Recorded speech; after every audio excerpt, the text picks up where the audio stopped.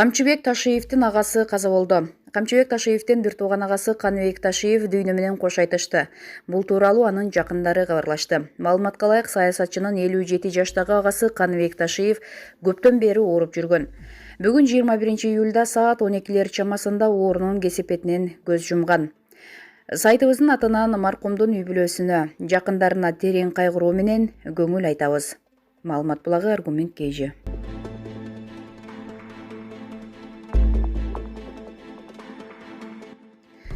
Айзура Иманалиева, Кусамын ата, абдан косамын. Кыргыз эл артисти айтылуу Төкмакын Элмирбек Иманалиевдин кызы, теле алып баруучу Айзура Иманалиева Instagram баракчасына атасынын сүрөтүн чыгарып, төмөнкүдөй ыр саптарын жазды. Сүрөтүңүз турат, өзүңүз жок. Асылым кызым деген сөзүңүз жок. Кусамын ата, абдан кусамын. Маалымат булагы Аргумент KG.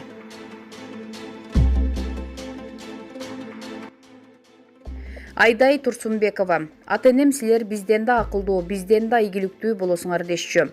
Бул тууралуу маркум Чыныбай Турсунбековдун кызы Айдай Турсунбекова атасын бала чагын эскерип пост жазды. Сиңдим экөөбүз кичине кезибизден баштап иштедик. Мен 7-классты, сиңдим 5-классты бүтүргөндөн кийин Ысык көлдө пансионатыбыз бар. Ата-энебиз аны 1999-жылы тендерге катышып 4,5 миллион сомго сатууга чыгарылган. Пансионатты 10 миллион сомго сатып алышкан. Жайкы каникул башталары менен биз пансионатка кетчүбүз. Алгач пляжда зонтик, лежак арендага берип иштедик.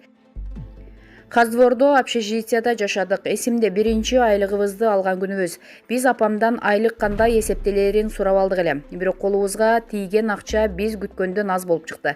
Апама барып, айлык аз чыкканын айтып арыздандык. Апам болсо аны мага эмнеге айтып жатасыңар? Барып башкы бухгалтер менен эсептешип алгыла деди. Ошентип биз турмушубуздагы биринчи сабагыбызды алдык. Кандай проблема болсо да ата-энебизден жардам сураардан мурун өзүбүз чечкенге аракет кылышыбыз керек экендигин. Жыл сайын пансионатта ар кайсы бөлүмдөрүндө иштеп тажрыйба алдык. Мен 21 жашымда пансионаттын директору болдум. Кийин менин ордума сиңдим иштеди. Ата-энебиз бизге айтып калышчу: силер бизден да акылдуу, бизден да ийгиликтүү болосуңар. Анткени силердин жашыңарда бизде силердикиндей билим, тажрыйба болгон эмес деп жазды ал. Булак Аргумент KG.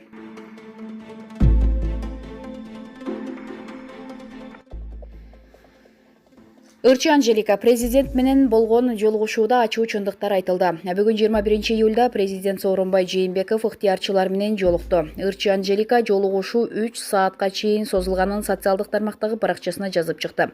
Бүгүн президент менен болгон жолугушуу 3 саатка созулду. Ал жолугушууга келген ыктыярчылардын ар бир оюн, сунушун укту. Чоң оорукана куруу боюнча биздин сунушубузду колдоп, тез убакыттын ичинде качан курулуп баштай турганын айта турган болду. Андан тышкары эскерген мейманканаларды обсервацияга сураганда ал жакка каражат бөлүнүп бериле турганын айтты. Ыктыярчылар болгон бугун чыгара ар бириңиздердин атыңыздардан жазган кайрылууңуздарды жеткирип, ызаланып, ачуу чындыкты бетке айтып, дароо жооп алдык. Бүгүн жолугушууга келген ыктыярчылардан турган улуттук кыймыл түзүлдү. Биз түзмө-түз ажоонун аппараты менен иш алып баруу үчүн WhatsApp'тан тайпа ачылды деп жазат Ырчы. Булак Супер KG сайты.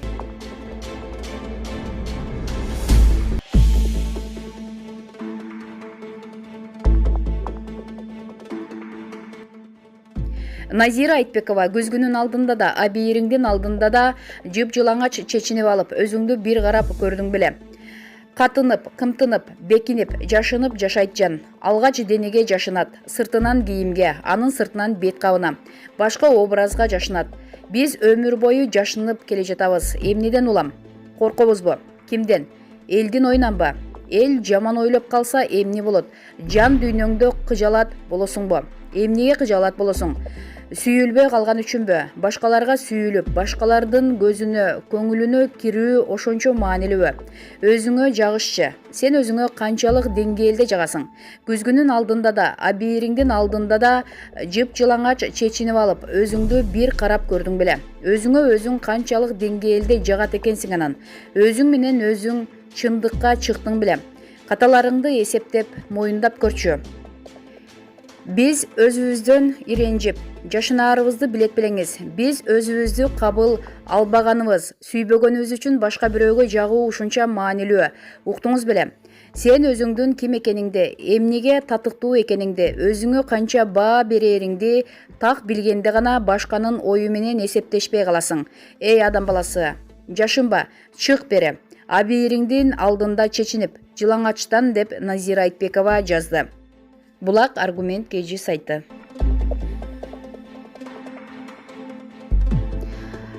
ЖРТдан жогорку балл алган Кадамжайлык Чолпон кайсы кесипти тандады? Баткен облусунун Кадамжай шаарындагы лицейдин бүтүрүүчүсү Чолпон Абдисуханова жалпы республикалык тестирлөөдөн 228 балл алып, алдыңкы 50 окуучунун катарына кирди. Аны менен аймактык кабарчы маектешти.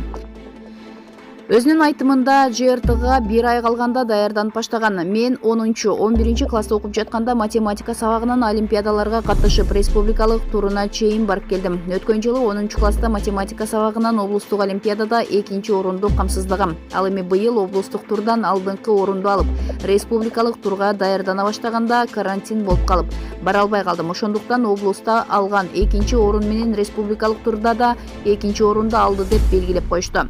10 классымда ЖРТга даярдануу үчүн курстарга барып жүрдүм. Бирок быйыл ЖРТда даярданган жокмун. Анткени канчалык курстарга барып окуп, даярданба баары бир адамдын өзүндө каалоо жана максат болушу керек экен. ЖРТга окуу борборлордун 2 китеби боюнча даярдангам. Мектептеги мугалимдерим да жакшы даярдашты.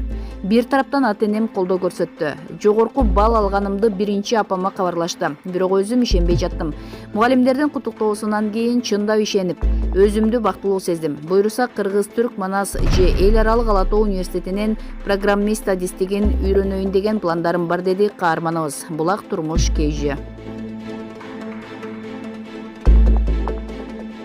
Мелис Аспеков губернатор менен орун басары пандемия учурунда кымбат баадагы автоунаа сатып алышкан.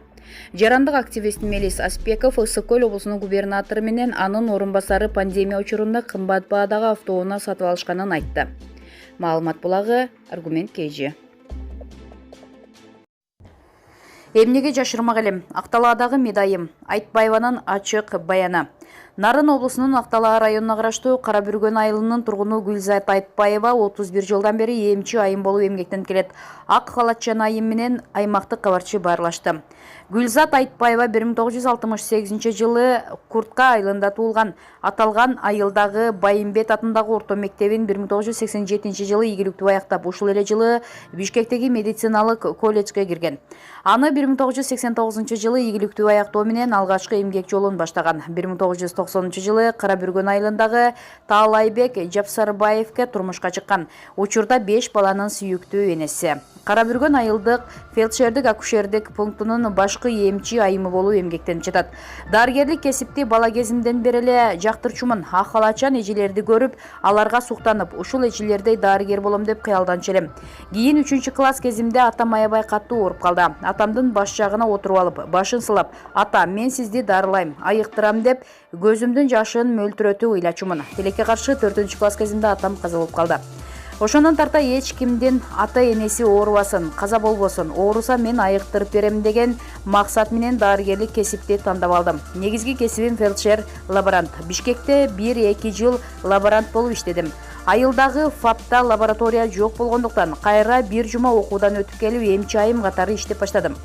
2002 жылы кайрадан 2 ай окуп келип, сертификат алып, ошондон бери үй бүлөлүк эмчи айым катары иштеп келе жатам, деди Гүлзат айым. Ал жаңы төрөлгөн ымыркайлардын денесин кармагандан ырахат аларын айтат. Ишимдин ырахаты кайсылар? Келген бейтаптарды дарылагандан кийин жакшы абалын көрүп, андан ырахат аласың. Ошондой эле кош бойлуу келиндер аман-эсен көз жарып алса, ымыркайларды көрүп, алардын жүрөгүн тыңшап, денелерин кармалап көргөндө ырахаттанам. Себеби баланын жан дүйнөсү таза. Көзүн карап, ага сүйлөөдөн чоң ырахат алам. Кудай кут кылсын. Көп эле баланын киндик энеси болдум. Кээ бирин үйдө, кээ бирин жолдо төрөттүк. Ал тургай автоунаанын ичинен төрөткөн күндөрүбүз дагы болду, деди эмчи айым. 31 жылдан бери үзүрлүү эмгектенип келе жаткан эмчи айым ишиндеги эсте калган окуяларынан айтып берди. Иш учурунда көп эле окуяларга туш болосуң. Азыркы ФАП ал кезде айылдык оорукана болчу. Тажрыйбалуу башкы дарыгерибиз бар эле. Кийин үй бүлөлүк дарыгерлер тобу түзүлүп, штат кыскарып калды. Башкы дарыгерибиз Эркин Каракойчиева кетип калганда жетим баладай болуп жаман абалда калдык. Себеби дарыгерибиз бар деп ал эжеге таянып алып иш алып барчубуз. Болгон түйшүктүн баарын мойнубузга жүктөлдү. Ошондой мезгилде бир эже катуу инсульт болуп жыгылды. Каракойчиева мага дарылоо китебин берип кеткен эле. Ошол китепти ачып алып, тиешелүү маалыматтарды карап, инсульт болгон эжени дарылап баштадым. Таң атканча эжеге капельница коюп, кыскасы китептин жардамы менен эжени аман алып калгам. Ал эже мектептин директору болчу. Кийин сен мени бир өлүмдөн алып калгансың деп ыраазычылыгын билдирип жүргөн. Төрөт учурунда көп эле окуялар болду. Бир жолу түн ичинде бир келин толготуп, унаа менен үйүмө алып келиптир. Мен шашкан боюнча ич көйнөкчөн чыгып эле унаанын ичинен эле төрөтүүгө туура келип калды. Үйгө алып кирүүгө мүмкүнчүлүк, убакыт жетпей калды. Кадимки эле зажигалканын жарыгы менен унаанын ичинде аман-эсен төрөтүп алдым. Дагы бир жолу бир келин ай күнүнө жетип калып, райондун борборуна алып жөнөдүм. Айылдан өткөндө чоң тик болгон таш кыя бар эмеспи? Ошол таш кыянын баш жагындагы бурулуштан унааны токтоттуруп төрөтүүгө туура келди. Ушул эле келиндин экинчи баласын дагы дал ушул эле таш кыянын бурулушунан төрөткөм. Жолдо эшиктин алдында төрөткөн күндөрүм эсте калды, деди Киндигене. 31 жылдан бери эмгектенип келе жаткан эмчи айым 12 000 сом айлык алаарын билдирди. Учурдагы кырдаалга байланыштуу күн түндебей иштөөгө туура келип жатат. Эртең менен саат 8:00 ишке чыгып, түнкү саат 21:30, 22:00 чамасында үйгө келем. Чындыгын айтканда үй бүлөбүз эмне жеп ичип, кандай оокат кылып жатканы менен деле ишибиз болбой калды. Албетте түнкү чакырууларга барабыз. Дартыма даба болуп бере алар деген үмүт менен кайрылышса, кантип барбай кое аласың.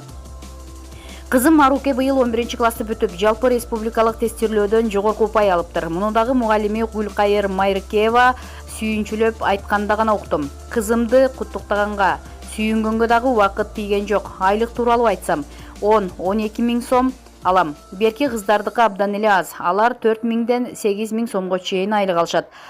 Алып жаткан айлыгыбыздын суммасын эмнеге жашырмак элем, деди Айтбаева. Дарыгерлик ишти аткарууга сапаттуу билим жана шык жөндөм болуусу шарт дейт.